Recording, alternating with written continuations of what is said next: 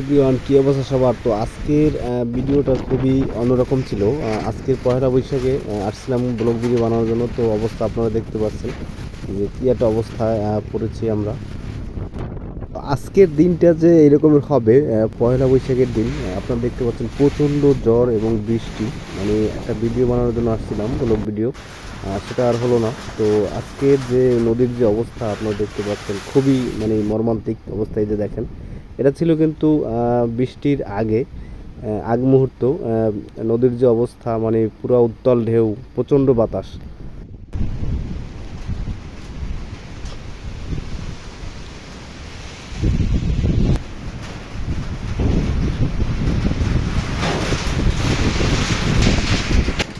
তো গাইস, এত পরিমাণে বৃষ্টি ছিল, বাতাস ছিল, যা যে আমি যে কথা বলবো সেরকমের ছিল না, পরিস্থিতি ছিল না, পরিবেশ ছিল না। মানে তার ভিতরে একটা ভিডিও যে নিয়েছি অনেক কষ্ট করে, এই যে দেখেন প্রচণ্ড বাতাস।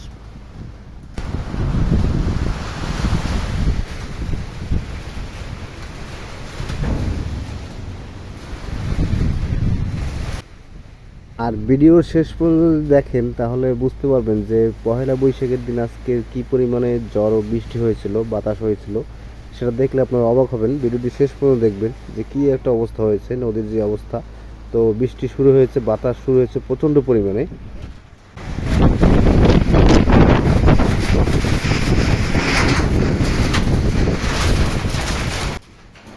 আর বাংলা নববর্ষের প্রথম দিন, এদিন বাঙালিরা শুভ নববর্ষ বলে একে অপরকে শুভেচ্ছা জানায়।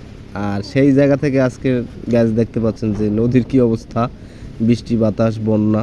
তো এরকমটা হবে কখনো ভাবিনি। তো আজকের এই দিনে কিন্তু সবাই নতুন জামা পরে মিষ্টি মুখ করে এবং অনেক জায়গায় মেলা, গান বাজনা, রঙিন শোভাযাত্রার আয়োজন হয়। আর সেই জায়গায় আজকের কী অবস্থা হয়েছে পয়লা বৈশাখের দিন, এটা আসলে মানা যায় না। গাইস, একটা জায়গা থেকে কিন্তু বৈশাখ মাস কৃষকদের জন্য কিন্তু অত্যন্ত গুরুত্বপূর্ণ। তারা মাঠে ফসল কাটে এবং নতুন বছরের জন্য আশাবাদী হয়ে ওঠে।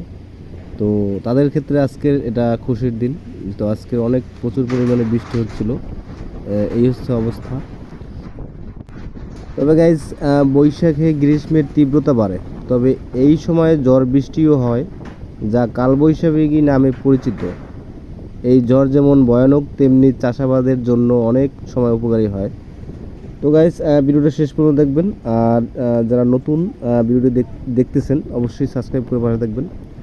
আপনাদের মাঝে নিত্য নতুন ভিডিও নিয়ে আসবো ইনশাল্লাহ। তো এই হচ্ছে অবস্থা, নদীর অবস্থা, সব জায়গায় একই অবস্থা।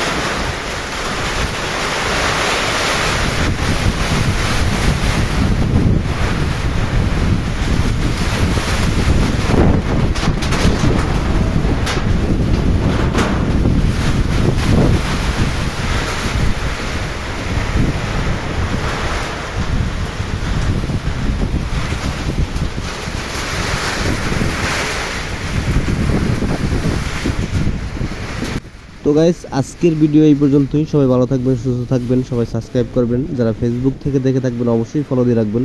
আসসালামু আলাইকুম।